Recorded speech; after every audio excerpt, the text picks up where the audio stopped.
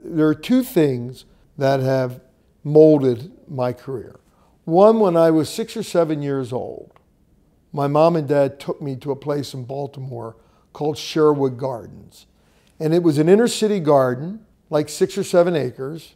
And it's the first time that I really understood what a garden and the art form of a garden. So that is one. And then number two, when I was, I think probably 14 or 15, I was in Atlantic City on the boardwalk. And I was looking for a restroom, and I went down off the boardwalk and I went into a hotel. And I saw a glass door. And it said a gentleman's name, General Manager. And I looked at that door, and I knew I was in this big hotel. And I said, wow, that's something I'd like to do. And those two things really then started this career path. And after I got out of college, I went to work at Caesar's Palace. And I've had a long, slow career. I learned my craft in a very slow way. And gardens, design, and art are all now part of what I do.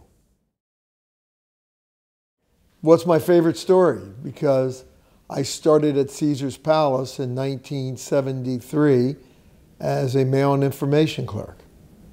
And like I'd like to tell everyone, I got to dress up in a toga. So it was a really exciting time. And I knew from that minute that I would be in hospitality, some sort of hospitality, my whole life. I took a very slow path. I started at Caesar's Palace way back when, and I worked for a lot of different companies. I worked for DoubleTree when it was just a fledgling little company. I worked for Marriott for a number of years and ran very large hotels for them. I went to work and had a top executive job at Fairmont. I ran the Fairmont in San Francisco, and then I worked for Westin before switching over to private equity at Blackstone. I consider myself an advisor. I advise Blackstone in hospitality, and I also now advise other private equity companies in hospitality. When I say an advisor, I think there are few people in the industry that have been lucky enough to have been on the operations side of the business. So I could today step into probably just about any hotel and run it. Now my patience level isn't what it used to be, so it might not be the easiest thing for the employees, but I know how to run a hotel basically from top to bottom. That's all I really know. And so I'm able to do that, but I'm also able, as an investor, to look at a hotel and understand its potential and understand its worth and understand what it can be. It's really difficult being an architect or an interior designer because lots of their clients just want to get down to the bottom line. They want to design, they want to implement the design, they want it to work. But great designers need input from their clients. When a designer does a job and does a beautiful job, okay, a lot of times the hotel gets sold, the client gets passed on, whatever, but the designer's name is always on that design. So it's very important to them. It's their billboard. And they want a passionate person that they can interact with when they do a job for you. I think there are three great things in a hotel. I look how I interact with a hotel, and I look at it in three different ways. A hotel is a combination of a garden, of interior design, furniture, carpets, etc., color, and then art.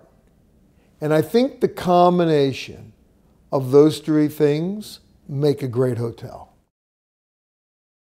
When I went to work for Blackstone, and soon after we bought the Savoy Group in London, which was 4 unbelievable hotels: Claridge's, the Connaught, the Berkeley, and the Savoy. These 4 hotels were always classics, but fortunately for me, they were a bit stodgy and run down, which gave us the ability to modernize these. And that was an opportunity for me to work with many unbelievable designers. Terry Despont, Alex Champelamo, David Collins, Anita Campbell. It goes on and on. And I think that was a moment in my life when a lot of my experiences came together. We call it kind of a moment of clarity, that I realized what I had been trained for 25 years was to both not just operate these hotels, but to design them and make them purposeful for the people who came to London, both locals and people traveling. And we were very, very successful with that. People who know me always laugh because I say, come on, I have some time, let's go do some things. And they say, okay, Cafe Society. I love to go to art museums. I love to go see gardens. I love to walk around the city. I love to walk, period. I love to sit down and have an espresso. I always look for the perfect espresso, always look for the perfect coffee bar, always look for the perfect lunch. Love to sit outside. Love New York in October. Love Palm Beach in the winter. Those that know me know I love Monaco. I love urban, ocean, greenery. I love the combination of tall buildings, beautiful architecture, lots of trees. So a perfect day for me, some people would say I like to hike a mountain, but for me, I love the civility of urban experiences.